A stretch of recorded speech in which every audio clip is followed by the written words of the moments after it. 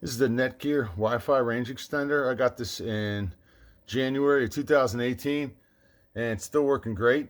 It says that it'll provide up to 300 megabytes of service. I'm not really sure about that because I don't have service that high. And it says it'll work with any router. Again, I can't verify that, but it does work with my Motorola MT7711 that I got to replace my Xfinity router. The only thing I use this for is I needed to get an extender to reach my Ring camera that's on the front of the house. My router's in the basement. I was having some issues with the router not connecting to the Ring camera, and this thing solved the problem.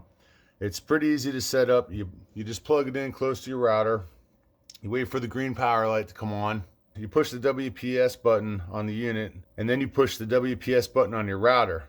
When the router light on the device turns green, you're done.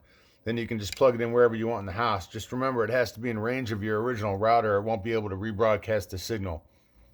And when you go to connect to it on your phone or wherever, or whatever device you're connecting to it, it's going to use your router's original name, and then it'll have a -ext on the end of it. I found this to be a really affordable solution to a problem that I was having, and it's hardly even noticeable plugged into the wall anymore. I like it.